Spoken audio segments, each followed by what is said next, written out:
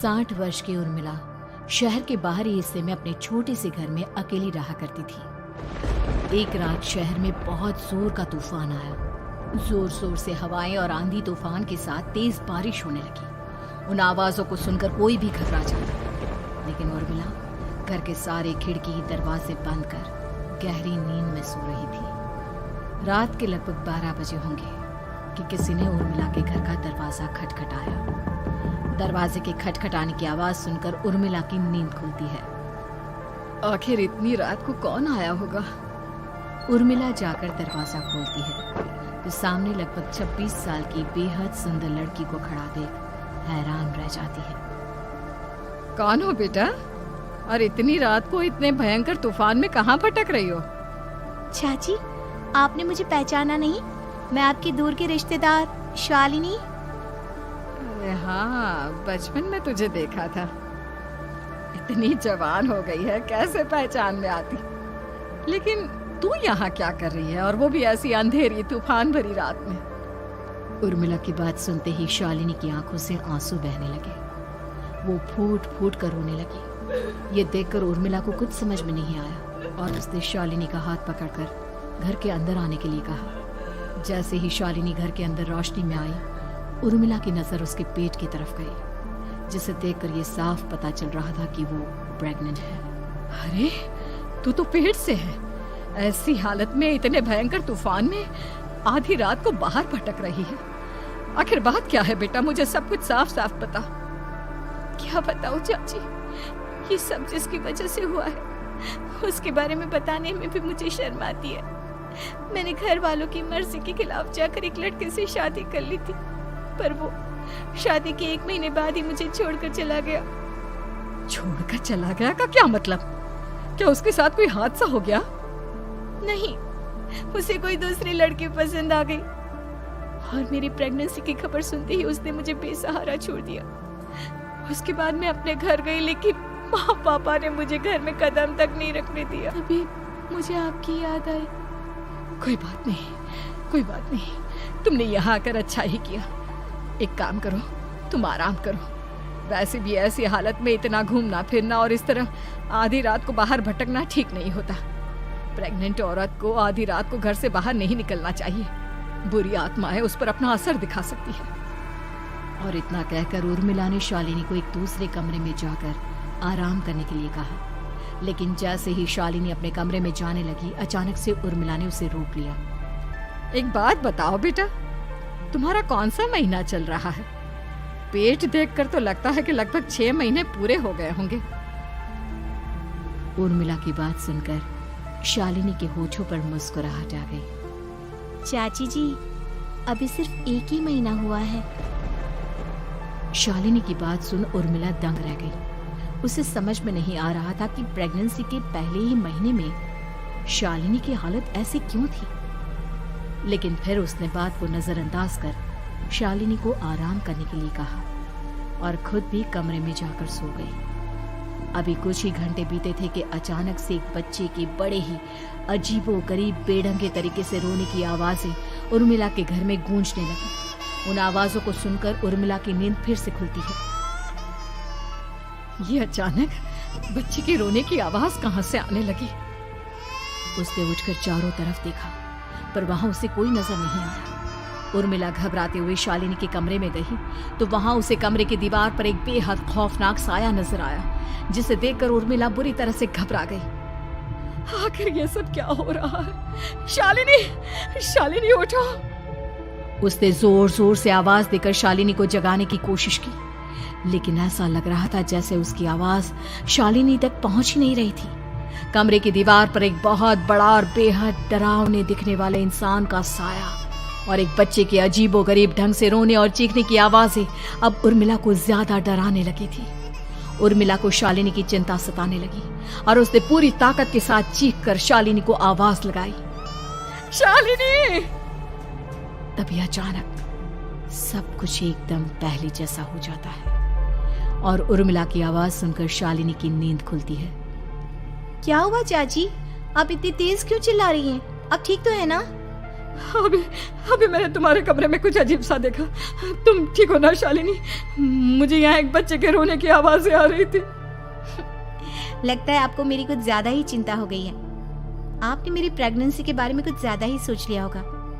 मैं एकदम ठीक हूँ, आप आराम से सो जाइए।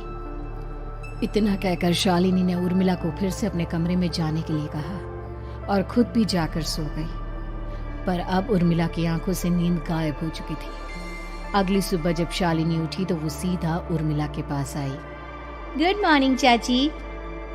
तभी अचानक उर्मिला की नजर शालिनी के पेट पर पड़ती है, जिस पर नीले रंग से एक अजीब सी आकृति नजर आ रही थी।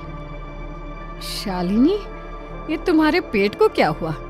मैंने इतनी औरतों को देखा है, ऐसा तो किसी के साथ नहीं होता। शालिनी ने जैसे ही अपने पेट की तरफ देखा तो उसे वहां कुछ भी नजर नहीं आया। चाची कुछ भी तो नहीं है, सब कुछ एकदम नॉर्मल है। आपको क्या अजीब लग रहा है? इससे पहले कि उर्मिला उसके सवाल का कोई जवाब देती, अचानक से शालिनी के पेट में जोर जोर से दर्द होने लगा। वो बुरी तरह दर्द से तड़पने लगी। चाची, चाची। ये सब देखकर उर्मिला बहुत घबरा गई। उसने धीरे धीरे शालिनी के पेट को सहलाना शुरू किया, लेकिन शालिनी का दर्द कम नहीं हुआ। उर्मिला जाकर रसोई से पानी का गिलास लेकर आई और शालिनी को पानी पिलाने की कोशिश करने लगी। ले बेटा, पानी पी ले, तुझे आराम मिलेगा। ले ले। नहीं चाची, मुझे बहुत तेज दर्द हो रहा है। अरे थोड़ा पी ले बेटा। जैसे ही उर्मिला ने शालिनी को पानी पिलाया, उसने देखा कि गिलास में बचा पानी का रंग नीला पड़ गया और शालिनी की आंखें अजीब हो गई। उसके पेट पर बच्चे का एक डरावना चेहरा नजर आने लगा। ये सब देखकर उर्मिला की डर से हालत खराब होने लगी, पर तभी शालिनी का दर्द ठीक हो गया। बेटी, अभी तुम्हारा दर्द ठीक है तो ऐसा करो, तुम थोड़ी देर आराम कर लो। शालिनी को आराम करने के लिए कहकर उर्मिला तेज कदमों से चलकर घर से बाहर निकल जाती है और पास ही रहने वाली एक औरत कालिंदी के पास पहुंचती है। अरे उर्मिला बहन, बड़े दिनों बाद दिखाई दी, क्या हुआ? बहुत घबराई हुई सी लग रही हो, सब ठीक तो है ना? क्या बताओ कालिंदी बहन, मेरी एक दूर की रिश्तेदार आई हुई है। वो पेट से है और उसके साथ ना अजीब अजीब चीजें हो रही है। अब उर्मिला सारी बात कालिंदी को बताती है, जिसे सुनने के बाद काले जादू और तंत्र विद्या की माहिर कालिंदी एक ताबीज बनाकर उसे देती है। बहन, मुझे शालिनी पर किसी बुरी आत्मा का साया लगता है। ये ताबीज ले जाओ, आज रात को 12 बजे उसे पहना देना, फिर सब ठीक हो जाएगा। उर्मिला ताबीज लेकर घर वापस आती है और अब आधी रात के होने का इंतजार करने लगती है। जैसे ही आधी रात होती है, वो नींद में सोई शालिनी को ताबीज पहना शांति से अपने कमरे में आकर अपने पलंग पर लेट जाती है। अब सब ठीक हो जाएगा, ये सोचकर उर्मिला शांति की एक सांस ही लेती है कि तभी अचानक उसकी आंखों के सामने कुछ ऐसा आता है जिसे देखकर उर्मिला डर से चीखने लगती है। तुम कौन हो? कौन हो तुम? जाओ यहाँ से, जाओ जाओ यहाँ से। तभी उर्मिला की एक जोरदार दर्द भरी डरावनी चीख वहां पर गूंज गई। उर्मिला की आंखों के सामने एक बच्चा खड़ा हुआ था, जिसका पूरा शरीर किसी बूढ़े की तरह नजर आता था, लेकिन मुंह किसी नवजात बच्चे की तरह था। उसकी आंखें गुस्से से लाल थी और वो घूर घूर कर उर्मिला की तरफ देखा जा रहा था। कौन हो तुम? कौन हो? उर्मिला के चीखते ही वो बच्चा जोर जोर से रोने लगा। घबराकर उर्मिला ने अपने हाथों को अपने कानों पर रख लिया। उसकी समझ में नहीं आ रहा है कि आखिर ये सब उसके साथ क्या हो रहा है। कौन हो तुम? कौन हो? क्या चाहते हो मुझसे? जाओ जाओ यहाँ से, आखिर तुम हो कौन? तभी अचानक से उर्मिला के पूरे घर में लाल रंग की रोशनी फैल गई। वो बच्चा धीरे धीरे कदमों से चलता हुआ उर्मिला की तरफ बढ़ने लगा। किसी नवजात पैदा हुए बच्चे के जैसे उसके रोने की आवाज अब उर्मिला के कानों में गूंज रही थी। लेकिन कुछ ही सेकंड में वो चुप हो गया और उसने बेहद खतरनाक आवाज में उर्मिला के सवाल का जवाब दिया। मैं वो हूँ जो अब तक पैदा नहीं हुआ, लेकिन जब मैं पैदा हो जाऊंगा तो वो होगा जो अब तक कभी नहीं हुआ। क्या कहना चाहते हो तुम? ऐसा क्या हुआ जो अब तक नहीं हुआ? तबाही होगी, तबाही। सब कुछ खत्म हो जाएगा और ये जो लड़की मुझे जन्म देने वाली है, मैं उसका खून पी जाऊंगा, सारा खून। उस बच्चे की बात सुनते ही उर्मिला बुरी तरह घबरा गई। उसका एक बुजुर्ग आदमी जैसा शरीर, एक नवजात बच्चे जैसा चेहरा, ये दोनों ही बातें उर्मिला की समझ से बाहर थी। तभी वो बच्चा अचानक गायब हो गया। घर का माहौल फिर से पहले जैसा हो गया। लाल रंग की रोशनी भी अब गायब हो चुकी थी। उर्मिला दौड़कर शालिनी के कमरे में पहुंची, जहां वो गहरी नींद में सोई हुई थी, पर उसके गले का ताबीज गायब हो चुका था। उठो, उठो शालिनी, उठो बेटा, मुझे तुमसे जरूरी बात करनी है। अरे चाची क्या हुआ? इतनी रात को आप परेशान क्यों कर रही हैं? सब ठीक है ना? अभी जब तुम सो रही थी ना, तो मैंने तुम्हारे गले में एक ताबीज पहनाया था। कहाँ गया बेटा, बताओ मुझे। शालिनी ने चारों तरफ अपनी नजरें घुमाकर देखा, लेकिन वहां पर कोई ताबीज नहीं था। वह हैरानी से उर्मिला के चेहरे की तरफ देखने लगी। उसे समझ में नहीं आ रहा था कि आखिर उर्मिला किस ताबीज के बारे में बात कर रही थी। नहीं चाची, यहाँ कोई ताबीज नहीं है। लगता है आपने कोई बुरा सपना देखा है। मैंने कोई बुरा सपना नहीं देखा। खैर छोड़ो, तुम अब सो जाओ, कल सुबह बात करते हैं। डर और घबराहट की वजह से उर्मिला की आंखों से नींद तो जैसे बिल्कुल गायब हो गई थी। अगली सुबह उर्मिला बिना कोई देर किए गांव के बाहर एक छोटी सी झोपड़ी में रहने वाले बूढ़े पंडित के पास पहुंची। पंडित जी, मेरी मदद कीजिए। अरे आओ आओ उर्मिला, क्या हुआ? सब ठीक तो है ना? क्या बताओ पंडित जी, बहुत बड़ी मुसीबत है। मेरी दूर की एक रिश्तेदार लड़की पेट से है और उसके साथ बहुत डरावनी चीजें हो रही है। कल रात को तो एक अजीब सा दिखने वाला बच्चा मेरी आंखों के सामने आकर खड़ा हो गया था। ये तुम क्या कह रही हो? मुझे साफ साफ बताओ कि आखिर तुमने क्या देखा?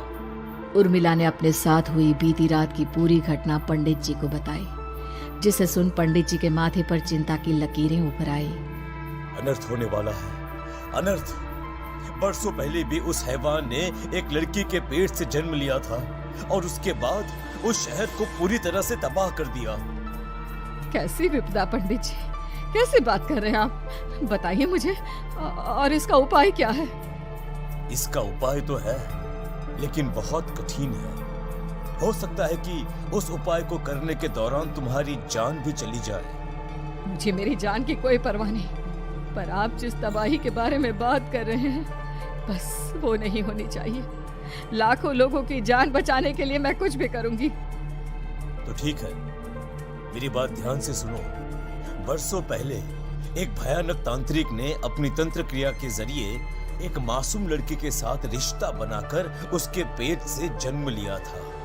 इस तरह से वो अपने जैसे लोगों की संख्या इस दुनिया में बढ़ाना चाहता था। आपके कहने का मतलब है कि शालिनी के पेट से भी उस शैतान को जन्म लेना है, इसलिए उसने उसके साथ ये सब किया है। ठीक पहचाना तुमने। अब मैं तुम्हें एक ऐसा सिंदूर दूंगा जिसे तुम्हें ले जाकर उस लड़की के पेट पर लगाना होगा। क्या ऐसा करने से सब कुछ ठीक हो जाएगा? नहीं उर्मिला, ये सब इतना आसान नहीं। उस लड़की के पेट पर सिंदूर लगाने के बाद तुम्हें उसका पेट काटकर उस हैवान को बाहर निकालना होगा। नहीं पंडित जी, मैं ये सब नहीं कर सकती। मैं भला एक जिंदा लड़की के पेट को अपने हाथों से कैसे काट सकती हूँ? अगर तुमने ऐसा नहीं किया तो कुछ ही दिनों में वो हैवान उस लड़की के शरीर से जन्म लेगा और उसके शरीर के सारे खून को पीकर अपनी ताकत को बढ़ाएगा। उसके बाद वो धीरे धीरे इस पूरे शहर को तबाह कर देगा। यहाँ पर कोई जिंदा नहीं बचेगा। लेकिन अगर मैं उसके पेट को काट दूंगी तो क्या वो जिंदा बच पाएगी? अगर शालिनी को कुछ हो गया तो, अगर उसकी मृत्यु हो गई तो? ऐसा कुछ नहीं होगा उर्मिला, तुम्हें अपने मन को पक्का करके ये काम करना ही होगा। सिंदूर लेने के बाद उर्मिला झोपड़ी से बाहर निकलने ही वाली थी कि तभी पंडित जी ने उसे पीछे से आवाज देकर रोका। उर्मिला, उस लड़की का पेट काटकर हैवान को बाहर निकालना ही काफी नहीं होगा। तुम्हें ध्यान रखना होगा कि ये सब करते हुए उस बच्चे का जो आधा बूढ़े का शरीर है उस पर सिंदूर की एक बूंद भी ना लगने पाए, क्योंकि अगर ऐसा हुआ तो वो तुम्हें और बाकी सबको कच्चा खा जाएगा। पंडित जी की बात सुन उर्मिला की आंखें फटी रह गई और उसके शरीर में डर की लहर दौड़ गई। फिर भी उसने हिम्मत की। ठीक है पंडित जी, मैं पूरी कोशिश करूंगी कि मैं उस हैवान को वहीं के वहीं खत्म कर पाऊं। इसके बाद उर्मिला तेज कदमों के साथ घर वापस आती है। दिन बीतता है, रात का अंधेरा छाने लगता है। शालिनी खाना खाकर सोने चली जाती है और उर्मिला लगातार उसके गहरी नींद में सो जाने का इंतजार करने लगती है, जिसके बाद उर्मिला दबे कदमों से शालिनी के कमरे में पहुंच गई। मुझे ये करना ही होगा। अब उर्मिला ने धीरे धीरे शालिनी के पेट पर पंडित जी का दिया सिंदूर लगाना शुरू किया। उर्मिला के हाथ बुरी तरह से कांप रहे थे। उसके एक हाथ में चाकू था जिससे वो पेट काटने वाली थी। उर्मिला ने एक नजर शालिनी के चेहरे की तरफ देखा और फिर डरते हुए उसके पेट पर चाकू चलाना शुरू किया। कमाल है, मैं इसका पेट काट रही हूँ और ये आराम से सो रही है। इसे दर्द नहीं हो रहा क्या? तभी अचानक उर्मिला के कानों में बच्चे की रोने की आवाज सुनाई देने लगी। उसने घबराकर चारों तरफ देखा पर वहां पर कोई नहीं था, बस रोने की आवाज लगातार आ रही थी। उर्मिला बिना रुके लगातार शालिनी के पेट को काटती रही। उसे इस बात का भी ध्यान रखना था कि सिंदूर बच्चे के बूढ़े आदमी वाले शरीर के हिस्से पर ना लगे।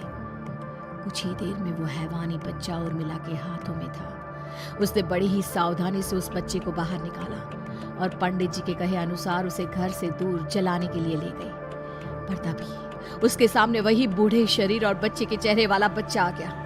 अपनी गोद में और सामने भी बच्चे को देखकर उर्मिला हैरान रह गई। मुझे मारोगी? मुझे इतनी हिम्मत कैसे आ गई तुम्हारी? तुम पैदा नहीं हुए हो और मुझे पता है जब तक तुम्हारा जन्म नहीं हो जाता तो मुझे कुछ नहीं कर सकते। इतना बोलते ही उर्मिला तुरंत उस बच्चे को घास के ढेर पर फेंककर उसमें आग लगा देती है, जिसके तुरंत बाद वो बूढ़े आदमी के शरीर और बच्चे के चेहरे वाला अजीब तांत्रिक का भूत भी वहां से गायब हो जाता है। कुछ देर बाद उर्मिला घर पहुंचती है तो वो ये देखकर हैरान रह जाती है कि शालिनी का पेट अपने आप जुड़ चुका था। शुक्र है भगवान का और उन पंडित जी का, अब सब ठीक हो जाएगा। सुबह शालिनी सोकर उठती है तो अपना पेट देख बुरी तरह घबरा जाती है। चाची, चाची ये सब क्या हो गया? मेरा पेट अचानक कम कैसे हो गया? मेरा बच्चा कहाँ गया चाची? बेटी, वो बच्चा नहीं, एक खतरनाक तांत्रिक था जो तुम्हारी कोख से जन्म लेकर सबको मार देना चाहता था। पैदा होते ही तुम्हारी जान भी ले लेता, इसलिए मैंने पंडित जी के बताए उपाय से उसका खात्मा कर दिया है। अब सब ठीक है। शालिनी को उर्मिला की बात समझ में नहीं आती, जिसके बाद शालिनी को पूरी बात उर्मिला आराम से समझाती है। अब वो दोनों ही भगवान का शुक्र अदा करती हैं और एक साथ रहने लगती हैं।